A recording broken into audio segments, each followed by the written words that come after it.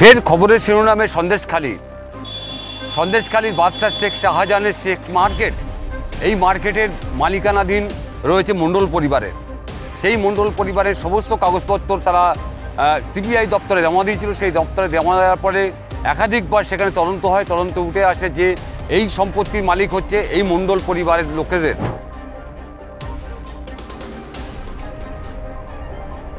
মণ্ডল পরিবারের লোকজন এই ঘটনা নিয়ে কিন্তু তারা বারবার জানায় প্রশাসনকে যে ওই যে জমির উপরে কোনো রকমভাবে কেউ হস্তক্ষেপ করতে পারবে না।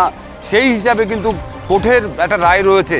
সেই রায়কে উপেক্ষা করে তৃণমূল কংগ্রেসের একাধিক মিছিল এবং সেখানে তৃণমূল কার্যালয় তৈরি করে ফেলেছে এই শেখ শাহজাহানের অনুগামীরা।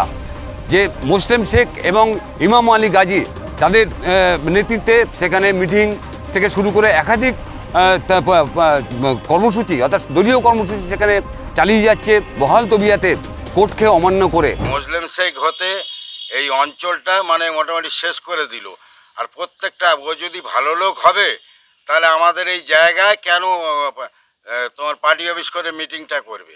ওর কে অধিকার দিয়েছে আমাদের জায়গার উপরে পার্টি অফিস করার? আর সবসময় আমাদেরকে হুমকি দিচ্ছে বিজেপি করি বলে, তোদের দেখে নেবো, তোদের গুলি করে দেবো।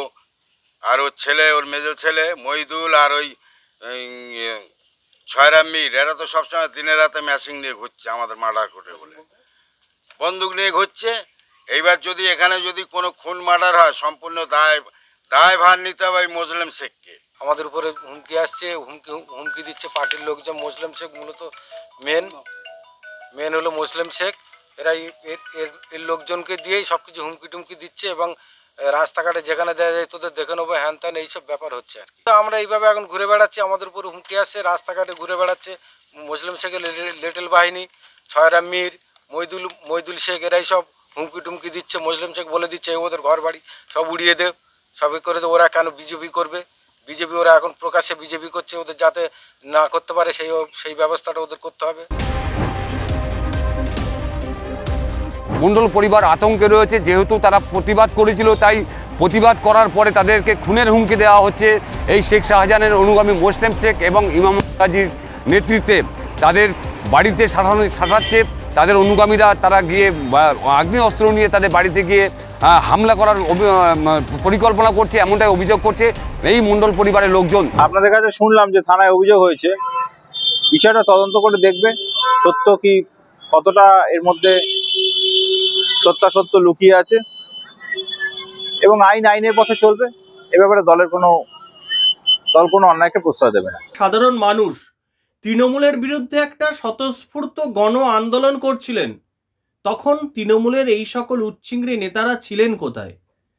তৃণমূলকে দেখলেই তো তখন সন্দেশখালীবাসীরা ঝাঁটা জুতো নিয়ে তাড়া করছিলেন, তখন এরাই পালাবার পথ খুঁজে পাচ্ছিলেন না। আর আজ যখন সন্দেশখালীর পরিস্থিতি কিছুটা শান্ত, ঠিক তখন আবার উত্তপ্ত করার চেষ্টা করা হচ্ছে সন্দেশখালীতে। এই যে নেতা, এদের জানা উচিত যে এদের মনিবরা কিন্তু জেলে, তাই বেশি লাফালাফি করার কোনো দরকার নেই।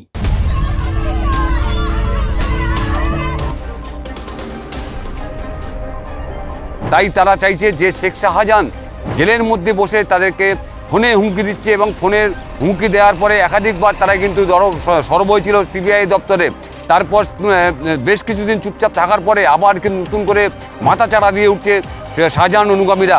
তাই তারা চাইছে যে অতি শীঘ্রই তাদের সম্পত্তি ফিরে দেওয়া হোক এবং এই যে হুমকি দিচ্ছে বা আগ্নেয়াস্ত্র নিয়ে তাদেরকে সাজাচ্ছে এগুলো বন্ধ করা হোক।